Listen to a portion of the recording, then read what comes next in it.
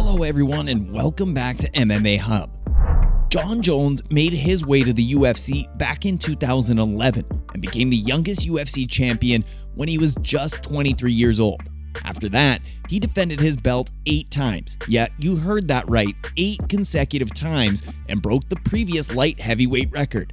After his big title defense against Daniel Cormier back in 2015, Jones was stripped of his title and removed from the UFC rankings after he got arrested for a hit and run. He made his way back to the UFC over a year later and the interim belt over OSP, but again, he was stripped of the gold as he was tested positive for a substance which he wasn't supposed to be using in the UFC. Over a year later, the man made his comeback to the UFC yet again when Daniel Cormier was the champ. He came and defeated Daniel Cormier yet again. However, he was stripped of the championship yet again following another failed drug test. In December of 2018, Jones returned yet one more time to the UFC and won the vacant title over Gustafsson in perhaps one of the best UFC fights ever. After gaining the belt once more, Jones went on to defend it 3 more times and then just vacated the title and parted ways with the UFC back in 2020. 3 years have gone by, and Jon Bones Jones is set to make another comeback, but this time it's different because he'll be making his heavyweight debut against Cyril Gane when he fights him for the vacant UFC heavyweight title. Will he have the same impact as he's always had? We'll have to find out and see at UFC 285. Dana White has been talking about a possible rematch between Islam Makhachev and Alexander Volkanovski. And while UFC fans want another fight between the two aforementioned names, the president of the UFC seems to have other plans. He has not said no, but a rematch he wants to see of these two defend their titles in their own respective divisions first. When asked about Makhachev versus Volkanovski, White said at the UFC Fight Night 220 post-fight press conference, "When you make a super fight, could you possibly have a better result than we did?" He added, "The only thing that could have possibly been better than that is the guy who's fighting for the interim title comes out looking incredible too." So now you have Yair versus Volkanovski. We'll see what happens with Islam and who he ends up fighting next. You have to do Yair. You have to do that fight. He came out looking like an absolute stud that night. And then you have the rematch after they both fight again. It could not have a better result. While talking specifically about the rematch, Dana White said, "To me, the fight that makes sense is you make Yair versus Volkanovski, Islam versus somebody whenever that happens, and then you do the rematch." President's talking about a rematch between these two means all hope is not lost, and we might actually get to see another bout between these two, if they're able to put down their respective upcoming opponents. Jon Jones has gotten his wish. In his big comeback to the UFC, Jon Jones wanted his biggest rival, Daniel Cormier, to commentate his match despite the fact there is an impression among people that these two might hate each other.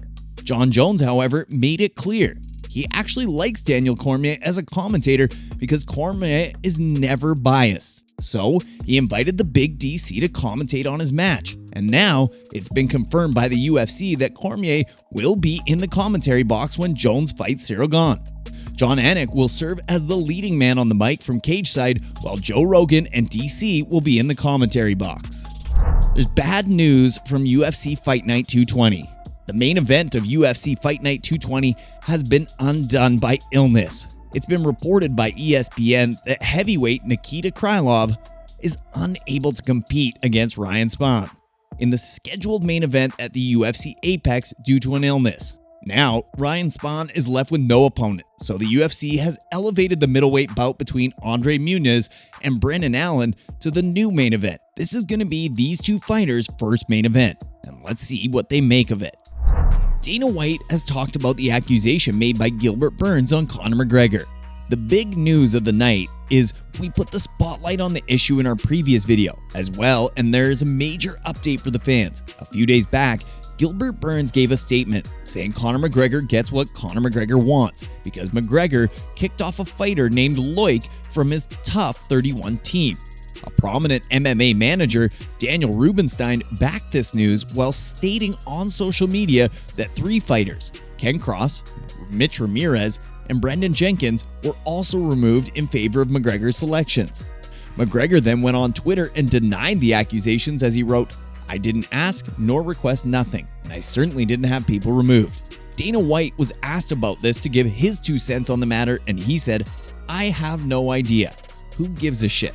He then added, "You're trying to get guys to commit to coach and to do the coaching commitment, especially when you live in Ireland. You know what I mean? Yeah, Conor's going to get some things that he wants." Dana made it clear that he's going to make sure nobody loses out on an opportunity and everyone gets something out of it, saying, "Nobody lost an opportunity here. If there were guys that were booked to do that, we'll do something with them. It's not just like, hey, see you later, pal. Good luck to you. You know? Have a good life. We'll figure it out. We'll take care of these guys." White is really happy with this reality show upon being asked about the show.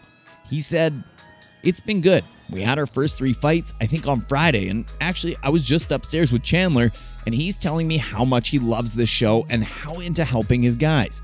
He's like, I figured I was going to come out here and, we go through the motions and whatever." He says, "I'm blown away by how into this I am and how much I really care about these guys." And I said, "This is what happens every season. This reality show is to go on for quite a while and we'll end up with a big bout between Michael Chandler and Conor McGregor." Tommy Fury takes on Jake Paul despite not considering him a worthy opponent. The fight between Jake Paul and Tommy Fury has been getting lingered on for a long time. Their fight has been canceled twice, but last night, it finally happened. The fight went on till the last round, and no man was able to take down the other, and at the end, it was Tommy Fury who got his arm raised, winning the fight via split decision. The people connected to the combat sports took to Twitter and gave their 2 cents, as Johnny Walker wrote, "Two amateur fighting, fun to watch, but they are not good." While Dillian Danis seemed pretty disappointed with Jake Paul as he said, "Don't ever speak my name again, you suck, Jake Paul." Derek Brunson also took to Twitter and wrote, "Tommy Fury beats Jake Paul, I see a rematch coming, you ain't slick." Brett Okamoto, on the other hand, does not seem pleased with the referee as he wrote, "That was genuinely entertaining, get a new referee and run it back." The notorious Aljamain Sterling was also in the house and he wrote, "There's a lot of room for growth for Paul. I felt Tyson Fury was edging it out as well. These guys both made a nice bag." Ariel Helwani is another one who did not seem pleased with the ref as he wrote, "This ref is a fraud. He is as legit as Bill Alfonso." Jake Paul got to talk about the fight in his post-fight interview, and he seemed to make excuses as he said, "Honestly, I felt flat. I got sick really bad twice in this camp, injured my arm, so it wasn't my best performance." While some fans want a rematch, some on the other hand thought that it was a boring fight. Which one are you? Well, thanks for joining us today on MMA Hub. Do you guys have any opinions on what's going to happen on Saturday at UFC 285? Will it be Jon Jones or will it be Cyril Gane? Let us know in the comments down below. Thanks for watching and we'll see you next time.